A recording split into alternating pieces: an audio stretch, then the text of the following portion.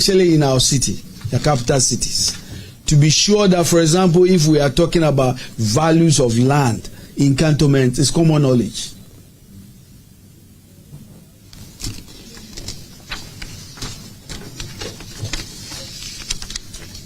Pursuant to section 235, subsection 4 of the Land Act 2020 at 1036, state institutions that are beneficial of public lands are being reminded that the allocations confer on them only user rights without the power to transact any business relating to those lands without prior written approval of the Minister for Lands and Natural Resources.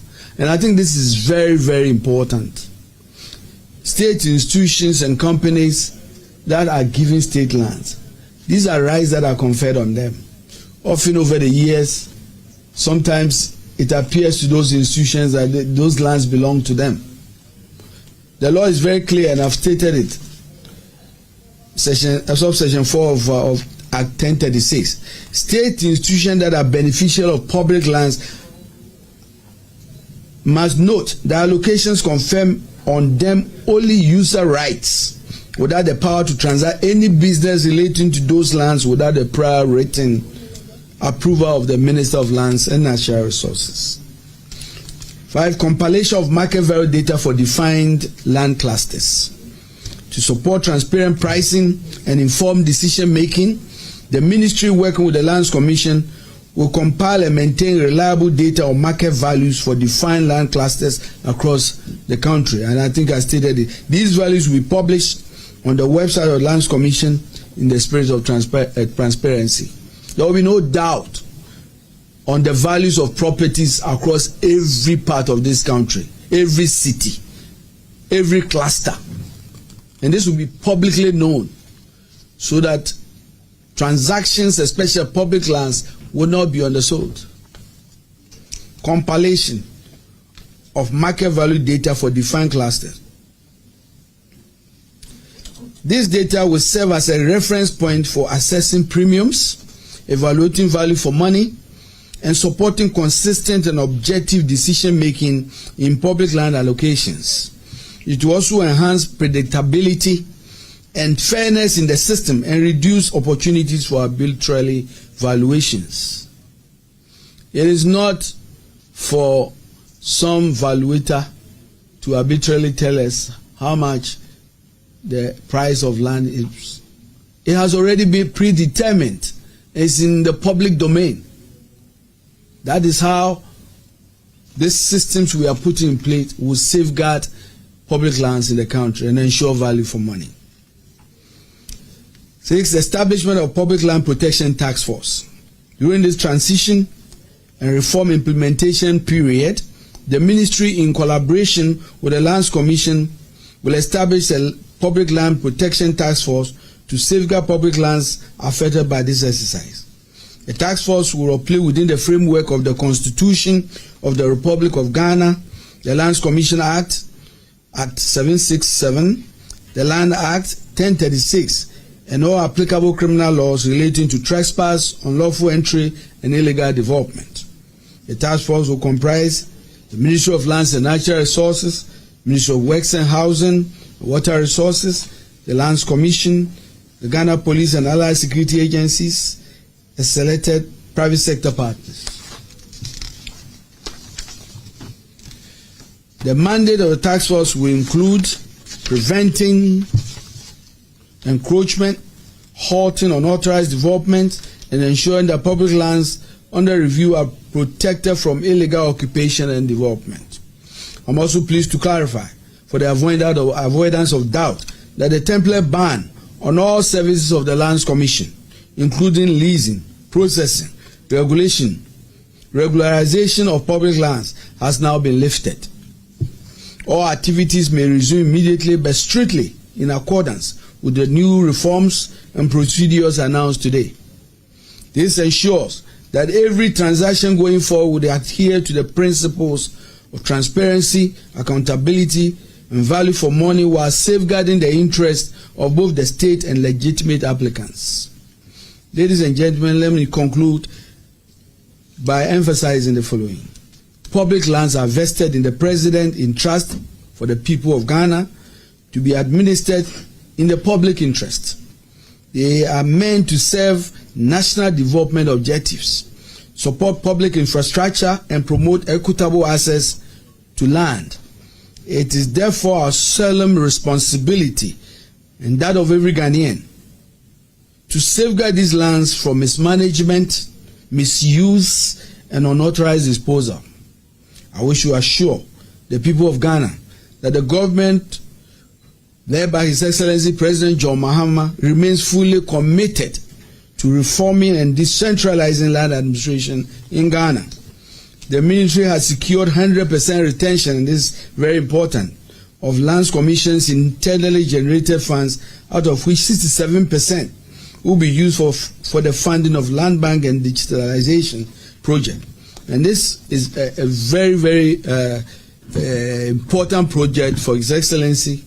We believe with these reforms backed up by the digitalization agenda, we can completely get to the place where land administration services will be at the doorsteps of the people of Ghana. It will not be a nightmare. You can stay in the comfort of your home and secure every service of land administration without middlemen, without connection men. That is the journey we are embarking on with the people of Ghana. This initiative will serve as a catalyst to restore public confidence and ensure that public lands are managed transparently, responsibly, and for the benefit of the present and future generations. I thank you very much.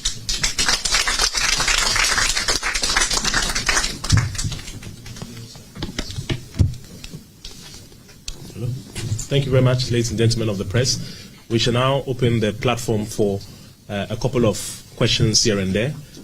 Ladies and gentlemen, let me note that I intentionally brought a very hard working, diligent committee members who have done so much. Okay.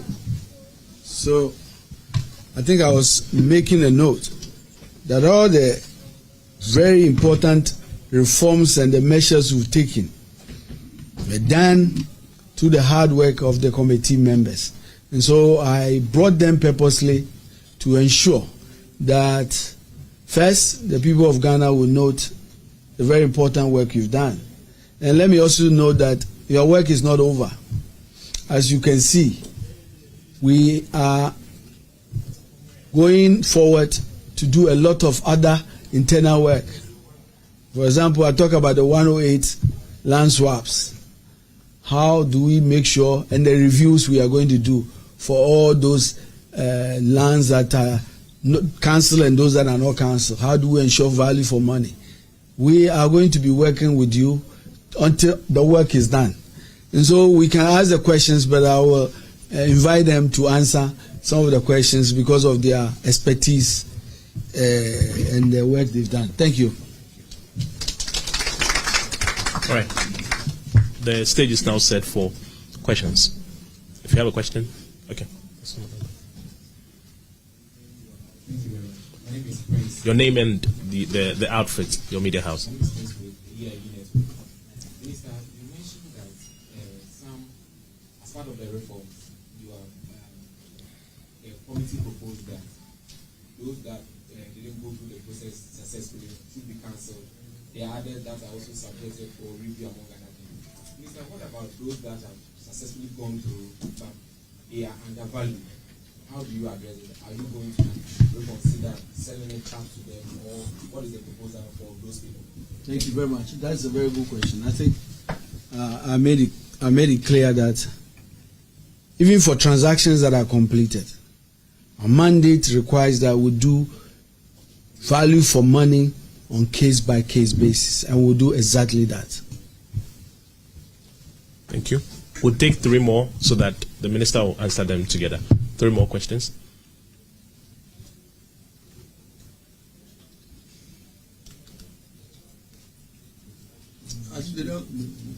They don't have questions. It's obvious we are satisfied. All right. We'll call the chairman. to highlight some of them. All right, ladies and gentlemen, we shall now receive the chairman of the committee, the Deputy Lands Minister.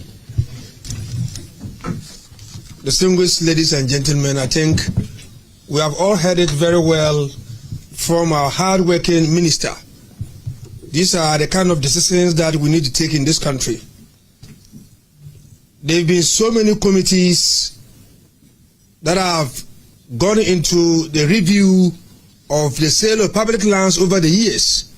What is different under this minister is that this report is going to be implemented. The previous reports, to be honest with you, because of some good reasons, some politicians failed to implement them. This is a politician, this is a government that is committed to ensuring that whatever that we have found out will be implemented. And so, for instance, the issue of ground rent, which was the case that between 1 to 30% will be paid upfront and then 70% will be ground rent over a period of time, has now been reversed. This time, anybody who is allocated a land will pay 70% upfront. And this is not a time for somebody to use his or his discretion. This is the time we are saying that it's 70%. Everybody will pay the 70% if you are allocated a land. Whether you are a minister, whether you are, whatever it is. So then there's fairness. Again, the issue of valuation of land. Like the minister said, you have a situation in that in cantonment, somebody buys a plot of land at 350 or 390,000 Ghana cedi. Then adjacent that plot, another person's buy one plot, 1 million Ghana cedi. This is unfair. This does not give value to the state. And these are the reasons why he's saying to us that going forward, the Land Valuation Department will do evaluation of all government lands, especially in prime areas. And then we'll have this data. This data will be made public. It will be a public document for everybody to be able to see. It will be published on the Lands Commission's website. So that once you are allocated the land, you already know how much the plot of land will cost you, and then you can pay that amount of money and move on. And so for me, this is part of the resetting agenda. This has never happened, but today we are seeing it happen. And let me use this opportunity, my boss, let me use this opportunity to thank my hardworking committee members. Indeed, they sacrificed a lot. We've been here several times, over several months, to go into this work. And it will also interest you to note that today, we can give a wrong estimate of government lands across the region. Hitherto, you're unable to tell how many acres of land does government own in, let's say, Asante region. How many lands does government own in Northern region. Today, we have a rough idea that in Accra here, these are the acreages of lands dotted everywhere in this city that is owned by government. And we will make all this available on the Lands Commission's website. On this note, once again, let me thank the minister for this initiative, these bold decisions, and to thank my colleagues, my senior members, for the diligent work that you have supported me to do to bring this exercise to a closure. Thank you.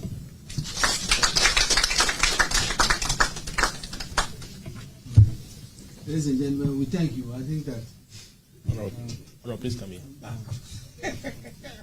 So, thank you very much for joining us, the media. I'm sure the Director of Communication will have a very important meeting with you. Thank you very much. On that note, we are grateful for your coming. Please, let's all, ladies and gentlemen of the press, let's all wait behind. Thank you for coming. Yeah, they don't have. It's clear. It's clear. That's the thing.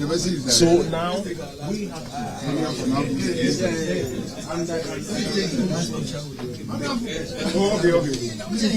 Committee members.